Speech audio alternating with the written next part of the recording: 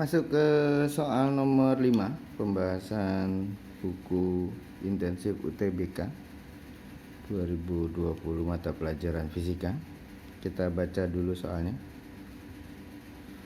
Suatu balok bermassa 2 kg yang berada pada suatu bidang datar licin mengalami gaya konstan F 10 Newton dengan arah seperti ditunjukkan pada gambar. Jadi arah gaya dorongnya serong membentuk sudut 60 derajat terhadap vertikal. Kecepatan balok pada saat T sama dengan 0 sekon, pada saat awal maksudnya, adalah 2 meter per sekon ke arah kiri. Jadi balok ini sedang bergerak ke kiri, diberi gaya F ke sini. Maka apa yang terjadi? Jadi sekali lagi Bapak katakan, balok ini sedang bergerak ke kiri dengan kecepatan 2 meter per sekon, diberi gaya serong membentuk sudut 60 derajat terhadap vertikal. Sehingga kalau kita gambarkan gaya-gayanya, Bapak gambar lagi karena nanti ada uraiannya. Ini gaya F membentuk sudut 60 derajat terhadap vertikal, 60 derajat. Maka F ini kita uraikan ke sumbu-sumbunya, yaitu kita uraikan ke sumbu X dan sumbu Y. Kalau diuraikan ke sumbu X, namanya jadi Fx, yaitu F dikali menjauhi sudut sin 60 derajat. Pada saat diuraikan ke sumbu Y, namanya jadi Fy, yaitu F kali cos 60 derajat. Nah, sementara benda ini sedang bergerak ke kiri dengan kecepatan 2 meter per sekon. Nah, apa yang terjadi kalau benda bergerak ke kiri diberi gaya yang agak sedikit berlawanan tapi serong? Nah, sebenarnya sudah kelihatan. Baloknya pasti akan menjadi melambat. Jadi jawaban D ke kanan dipercepat ini sudah pasti salah. Ya nggak mungkin dipercepat. Nah, dan kalau dia sedang bergerak ke kiri, maka diberikan gaya pasti dia akan masih bergerak ke kiri tapi menjadi diperlambat. Sehingga jawabannya kalau kita mau eksekusi dulu atau eliminir dulu, bisa A, bisa B, karena ke kiri diperlambat. Ini nggak mungkin.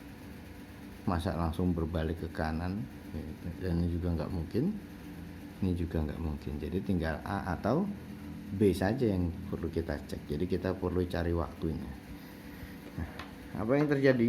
Nah, itu tadi kita cari percepatan, dalam hal ini sebenarnya perlambatan ya gitu. Jadi pada saat dia bergerak ke kiri diberikan gaya, maka benda itu akan mengalami perlambatan.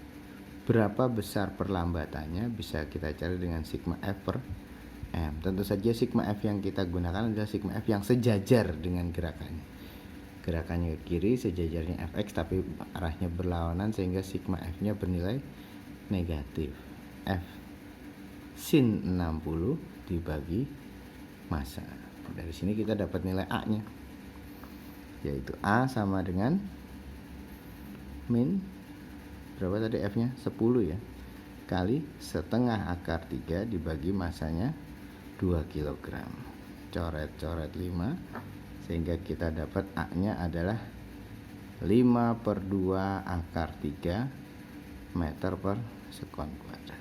Nah, itu adalah perlambatan yang dialami selama dia bergerak ke kiri. Karena dia diperlambat sehingga pada satu saat dia akan berhenti. Setelah berhenti baru kalau gayanya masih tetap diberikan, dia akan bergerak ke kanan. Kapan dia berhenti? Berapa waktu yang diperlukan sampai akhirnya berhenti? Nah, ini bisa kita hitung. Kita geser dikit. Gambar Bapak dihilangin aja nggak apa, tapi soalnya masih tetap kelihatan.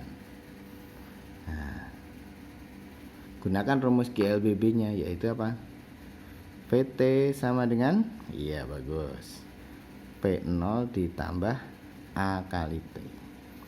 Nah, keadaan akhirnya adalah dia diam, keadaan awalnya dia mempunyai kecepatan yaitu 2 meter per sekon, ditambah, nah tadi nih A-nya bernilai negatif karena merupakan perlambatan min 5/2 akar 3 dikali T. Kita pindah ke sini, jadi plus 5/2 akar 3, T sama dengan 2, sehingga T sama dengan 2 nya naik ke atas, jadi 4/5 akar 3 sekon. Ternyata waktu sampai akhirnya dia berhenti dibutuhkan sebesar 4/5 akar 3 sekon. Nah, setelah berhenti dia bergerak ke kanan, sehingga kalimat yang tepat untuk mendeskripsikan kejadian tersebut ada di pilihan A, ke kiri diperlambat dalam selang waktu 0 sampai 4/5 akar 3, kemudian setelahnya dia akan bergerak ke kanan dipercepat dengan percepatan yang sama, yaitu 5/2 akar 3. Jawabannya A. Demikian pembahasan soal nomor 5. Mudah-mudahan menjadi lebih jelas. Sampai ketemu di pembahasan-pembahasan soal nomor-nomor berikutnya. Terima kasih.